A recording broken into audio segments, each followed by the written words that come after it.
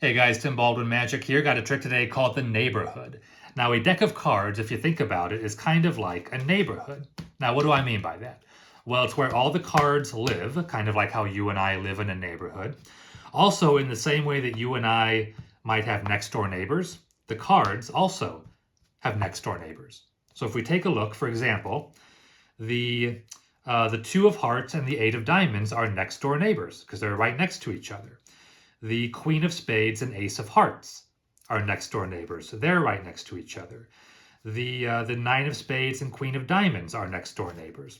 So we're going to use this idea of a neighborhood and try to do a magic trick with that idea. So to start with, we'll divide the deck in half. So we'll just deal out two piles here. Now you'll notice as we do this that two cards that had been neighbors, for example, the Ace of Spades and Six of Clubs, are being separated. So they are no longer next door neighbors. So every card in the deck is now getting a new set of next door neighbors. So I would invite the spectator to reach over and hand me either pile. Let's say they hand me this pile, that's fine. We'll put this pile off to the side for a moment. Spectator can cut this pile until they're happy. Just mix it up a bit. We'll then spread this pile out on the table. And I would invite the spectator to reach over and take out any two neighbor cards, meaning any two cards that are right next to each other. So these two, these two, these two. Let's say they want to take out maybe these two cards right here, two neighbor cards. We'll gather up the rest of this pile, drop this pile on top. So we'll take a look at what these two cards are. They are the Nine of Hearts and the Two of Hearts. We're going to spell out these two cards.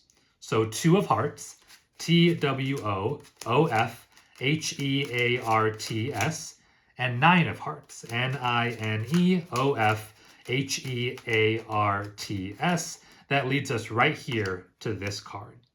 Now, I want to emphasize this card could be anything. The cards were mixed up at the beginning. The spectator got to choose which pile they wanted, and then they got to choose two cards from that pile. So if they had picked two different cards, we could have arrived at any other card besides this one.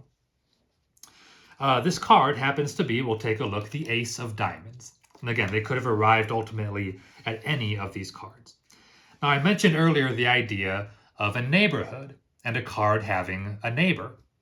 I've got something here that's been on the table the entire time. If we take a look, it says your new neighbor. If we open it up, one card inside, nothing else inside the envelope.